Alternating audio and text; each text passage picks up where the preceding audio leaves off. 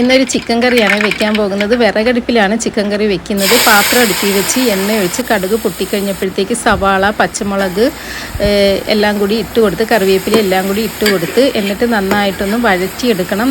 കുറച്ച് ഉപ്പിട്ടാൽ നമുക്ക് ഈ സവാള ഉള്ളി പെട്ടെന്ന് വഴറ്റിയെടുക്കാൻ പറ്റും. ചെറിയ ഉള്ളിയുണ്ട്, സവാളയുണ്ട്, എല്ലാം കൂടി ഇട്ടാണ് ഇത് വഴറ്റിയെടുക്കുന്നത്. അതിനുശേഷം ഇഞ്ചി വെളുത്തുള്ളിയും പേസ്റ്റ് അത് അരച്ചെടുത്തത് കൂടി അതിലേക്ക് ഇട്ട് കൊടുത്ത് ഒന്ന് നന്നായിട്ടൊന്ന് വഴറ്റിയെടുക്കണം.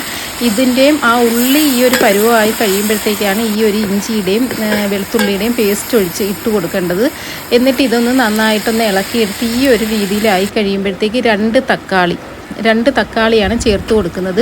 2 തക്കാളിയും കൂടി ചേർത്ത് കൊടുത്തിട്ട് ഒന്ന് നന്നായിട്ടൊന്ന് വഴറ്റി ഈ തക്കാളിയും ഒന്ന് ഇതായി ഒരു പരുവമായിട്ട് വരണം. ഒന്ന് വെന്ത് ഒരു നല്ലതുപോലെ അങ്ങ് വേവണ്ട, ഈ ഒരു രീതിയിൽ അതിൻ്റെ ആ ഒരു പച്ചപ്പൊക്കെ മാറി ഒന്ന് നന്നായിട്ടൊന്ന് ആ ഒരു തക്കാളി ഇടുന്ന് ഒരു രീതിയിലായി വരുന്നിടം വരെ ആയി കഴിയുമ്പോഴത്തേക്ക് വേണം നമ്മൾ ഇതിലേക്ക് കഴുകി വൃത്തിയാക്കി വെച്ച ചിക്കൻ ചേർത്ത് കൊടുക്കേണ്ടത്.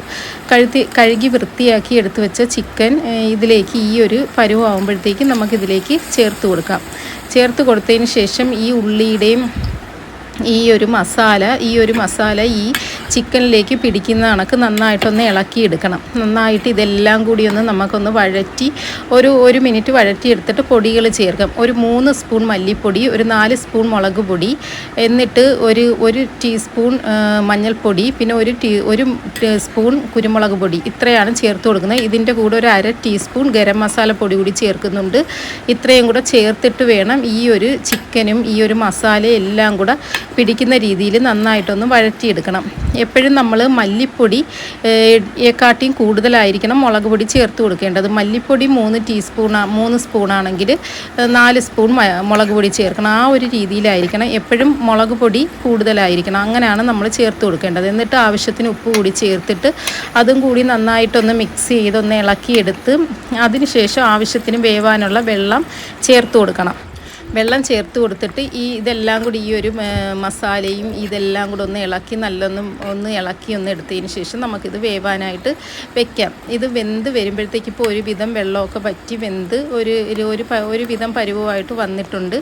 ഇതേപോലെ നല്ല കുറച്ച് സമയം കൂടി ഇത് വെന്ത് ഇത് വിറകടുപ്പിലായതുകൊണ്ട് ഈ ഒരു രീതിയിലൊക്കെ ആയി കഴിയുമ്പോഴത്തേക്ക് ചെറിയൊരു വിറക് തീ അണച്ചിട്ട് ആ ഒരു കനലും ആ ഒരു ചൂടിലും അങ്ങ് ഇട്ടിരുന്നാൽ മതി. കുറച്ച് സമയം കിടക്കുമ്പോഴത്തേക്ക് നമ്മളെ പരുവമായി കിട്ടും. വിറകടുപ്പിലാവുമ്പോഴത്തേക്ക് ചിക്കൻ കറി ആയാലും എല്ലാം ഒരു പ്രത്യേക ഒരു ടേസ്റ്റാണ്. നമ്മൾ ഗ്യാസിൽ വെക്കുന്ന കണക്കല്ല, പ്രത്യേക ഒരു ടേസ്റ്റാണ്. നല്ല മണവും ആണ്, പ്രത്യേക ഒരു ടേസ്റ്റും എല്ലാമാണ്.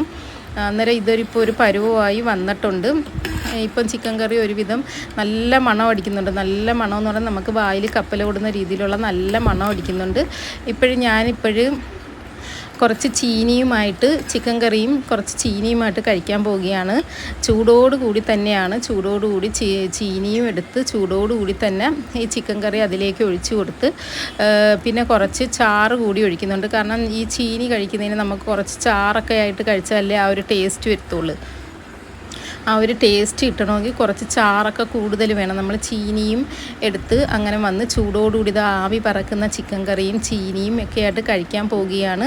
നല്ലൊരു മണവും ഉണ്ട് കറിക്ക്. ഇത് നല്ല മണം കിട്ടണമെങ്കിൽ ലാസ്റ്റ് നമ്മൾ കുറച്ച് ഗരം മസാല കൂടെ ചേർത്തൊന്ന് ഇളക്കണം. അന്നേരമാണ് ഇതിൻ്റെ ആ ഒരു മണം നല്ല രീതിയിൽ നിൽക്കുന്നത്. വെന്ത് പരുവമായി കഴിയുമ്പോഴത്തേക്ക് കുറച്ച് ഗരം മസാല ചേർത്തൊന്ന് ഇളക്കി ഒരു 5 മിനിറ്റ് ആ ചൂടി കിടക്കണം. അങ്ങനെ ഞാൻ ചിക്കനും ഒക്കെ എടുത്ത് അങ്ങനെ കഴിച്ച് നോക്കിയാണ്. നല്ല എരിയും ഉണ്ട്, നല്ല ചൂടും ഉണ്ട്, നല്ല ടേസ്റ്റും ഉണ്ടായിരുന്നു. നല്ല രുചിയായിരുന്നു, നല്ല മണവും ഉണ്ടായിരുന്നു. ആ വിറകടുപ്പിലൊക്കെ വേവിച്ചതായതുകൊണ്ട് ഒരു പ്രത്യേക ഒരു മണമായിരുന്നു. നല്ല ചൂടുണ്ട്, എടുക്കാൻ പറ്റുന്നില്ല, നല്ല മണം ഉണ്ടായിരുന്നു. അപ്പോൾ ഈ വീഡിയോ ഇഷ്ടപ്പെട്ടെങ്കിൽ ലൈക്ക് ചെയ്യാനും ഷെയർ ചെയ്യാനും സബ്സ്ക്രൈബ് ചെയ്യാനൊന്നും മറക്കരുത്. അപ്പോഴും ഓക്കെ, ബൈ, സീ യു.